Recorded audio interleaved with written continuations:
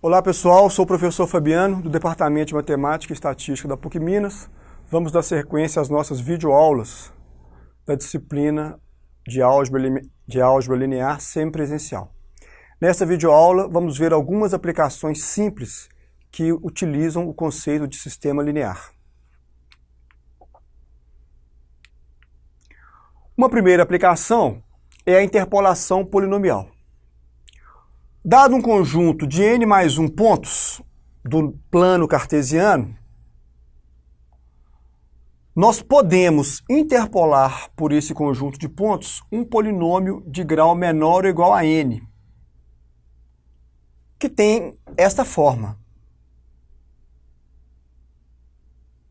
A ideia aqui é o seguinte: nós temos um conjunto de pontos x0, x1, x2 até xn.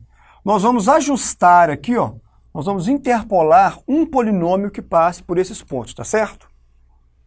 A ideia é a seguinte: nós obrigamos o nosso polinômio, chamado polinômio interpolador, passar por todos os pontos dados no nosso conjunto. O P de x0 tem que ter imagem y0. Substituindo o x por x0 no polinômio interpolador e igualando essa imagem y0, nós obtemos esta equação, que é uma equação linear nas variáveis an, a2, a1 até a0. Tá certo? Quando nós fazemos isto para todos os pontos do nosso conjunto, nós obtemos um sistema linear nas variáveis an até a2, a1 e a0. A solução desse sistema nos dá exatamente os coeficientes do polinômio interpolador. É importante frisar o seguinte: esse sistema sempre terá solução única, desde que as abscissas dos pontos sejam distintas, tá certo? Então, uma vez que esses pontos tenham abscissas distintas, esse polinômio interpolador ele existe e é único. Como exemplo, vamos ver aqui o seguinte exemplo. Vamos determinar o polinômio interpolador de grau menor ou igual a 3, que passa por esses 4 pontos. Ok? O nosso polinômio ele vai ter essa forma. Obrigando o polinômio a imagem de menos 1 valer 2, ou seja, obrigando o P de menos 1 valer 2, nós vamos substituir aqui menos 1 no lugar da variável x. E vamos igualar essa imagem a 2. Então a gente obtém esta equação. Menos a3 mais a2 menos a1 mais a0 igual a 2. Prosseguindo dessa maneira, obrigando a imagem de 1 valer 0, obtemos essa outra equação. Obrigando a imagem de 2 valer menos 1, obtemos essa terceira equação. Obrigando a imagem de 3 valer 14, obtemos essa nova equação. Vocês vejam então que cada ponto gerou uma equação linear. Tá certo? Cada ponto nos deu uma equação linear. A solução desta equação, desse sistema linear, veja que esse sistema aqui vai ter solução única, uma vez que essas abscissas são distintas. A solução nos dá exatamente os coeficientes do polinômio interpolador. Então, este sistema linear tem como solução a3 igual a 2, a2 igual a menos 4, a1 igual a menos 3 e a0 igual a 5. Você vai verificar isso aí, Nós já aprendemos antes como determinar a solução do sistema linear. Verifica essa solução. Então, o polinômio interpolador procurado, usando os coeficientes encontrados, o nosso polinômio interpolador procurado é 2x3 menos 4x2 menos 3x mais 5. Tá certo? Mais uma vez, trata-se de uma solução única, uma vez que essas abscissas são distintas.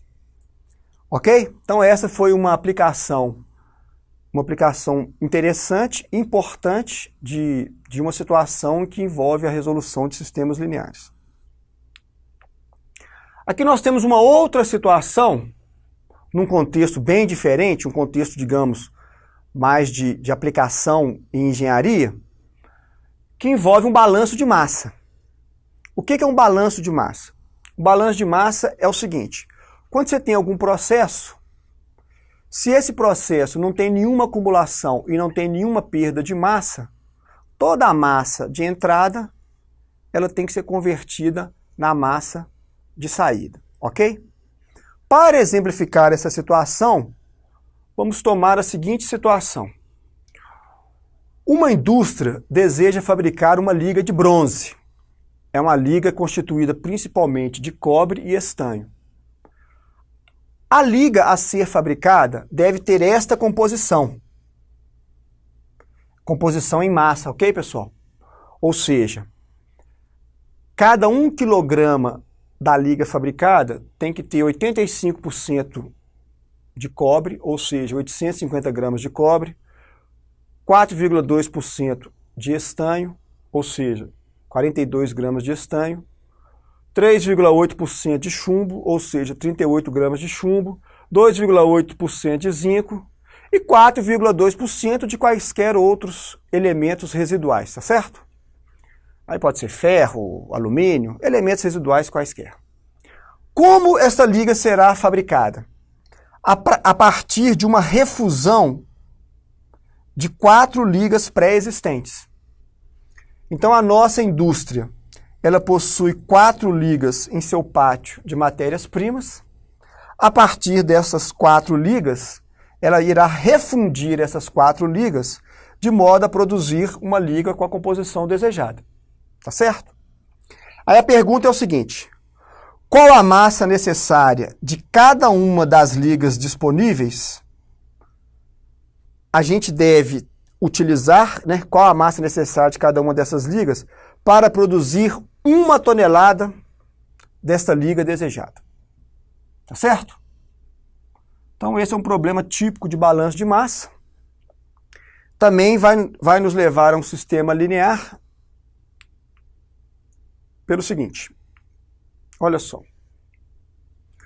Suponhamos que os valores A, B, C e D sejam as massas procuradas, as massas necessárias de cada uma das nossas ligas, tá certo? Como a minha produção total deve ser de exatamente 1 tonelada, deve ser exatamente 1.000 quilos, eu tenho que a soma de A mais B mais C mais D tem que valer 1.000. Essa primeira equação me garante que o somatório das 4 massas, das massas das 4 ligas, dê exatamente 1.000 quilos, dê exatamente 1 tonelada. Depois eu tenho que garantir um balanço de cobre. O que é o balanço de cobre? Olha, da liga A, 81% da massa é cobre. Da liga B, 87% da massa é cobre. Da liga C, 89% da massa é cobre. Da liga D, 82% da massa é cobre. Isso pode ser visto aqui, ó. Os percentuais de cobre em cada uma dessas ligas. A soma dessas massas, massa de cobre proveniente da liga A, massa de cobre proveniente da liga B, massa de cobre proveniente da liga C, massa de cobre proveniente da liga D. A soma dessas 4 massas tem que me dar 850 quilos. Por que 850 quilos? Porque, veja bem, se eu quero produzir 1.000 quilos desta liga com 85% de percentual em massa de cobre, eu vou gastar 850 quilos de cobre, tá certo? Então, esta equação nos dá o balanço de cobre. Quantidade de cobre nas entradas tem que ser igual à quantidade de cobre na saída. Fazemos agora o balanço para o estanho, de acordo com as composições das ligas e a composição desejada, o balanço de chumbo, o balanço de zinco e o balanço dos outros elementos residuais.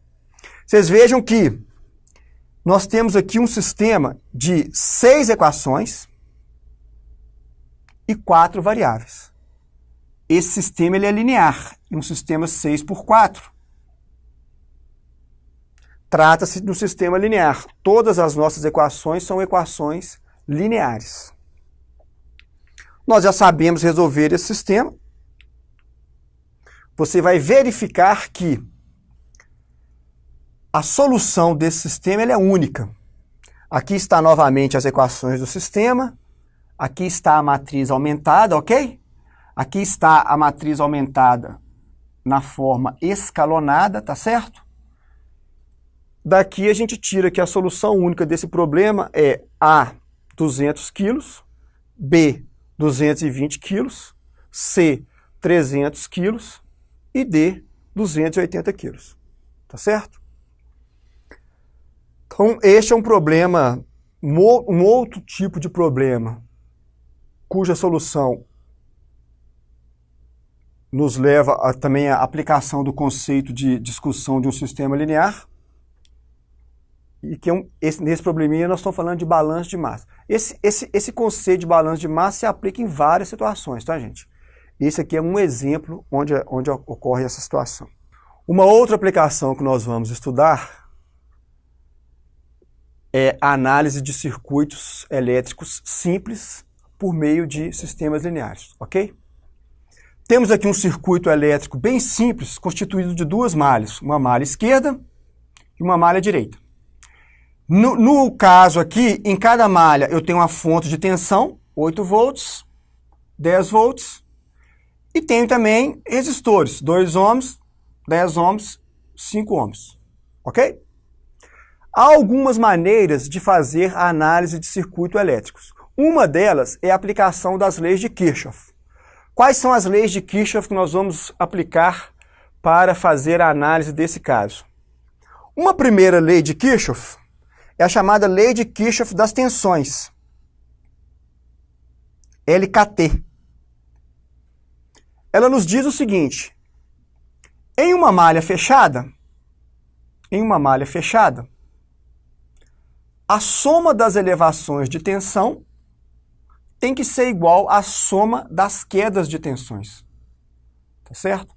Então, essa elevação de tensão que eu tive aqui de 8 volts, ela tem que ser igual à queda de tensão nesse resistor, mais a queda de tensão nesse resistor, nessa malha fechada da esquerda. Da mesma maneira, na malha fechada da direita, a tensão aplicada, a elevação de tensão aqui, ó, 10 volts, ela tem que ser igual à soma das quedas das tensões nesse resistor e nesse resistor. No resistor de 10 ohms e no resistor de 5 ohms. Então, essa é a lei de Kirchhoff das tensões. A outra lei de Kirchhoff é a lei de Kirchhoff das correntes, ou lei de Kirchhoff dos nós. Ela nos diz o seguinte: em cada nó do meu circuito, o somatório das correntes que chegam tem que ser igual ao somatório das correntes que saem. Tá certo? Então, utilizando essas duas leis de Kirchhoff, a LKT e a LKC, nós somos capazes de analisar esse circuito e determinar o valor das três correntes elétricas. I1, I2, desculpa, I3 e I2. Ok? I1, I2 e I3. Ok? Vamos ver como é que fica a aplicação das leis de Kirchhoff aqui. No nó A, chegam as correntes I1 e I3. Sai a corrente I2. Então, I1 mais I3 tem que ser igual a I2. No nó B, chega a corrente I2 e saem as correntes I1 e I3. Então, I2 tem que ser igual a I1 mais I3. Vocês vejam que, nesse caso desse circuito, as equações de ambos os nós são iguais, tá certo? Essas duas equações são idênticas. A LKT em cada malha resulta, vamos lá, na malha esquerda, aqui existe uma queda de tensão, lei de Ohm, 2 vezes a corrente, então 2 e 1. Aqui existe uma outra queda de tensão, 10 vezes a corrente, 10 e 2.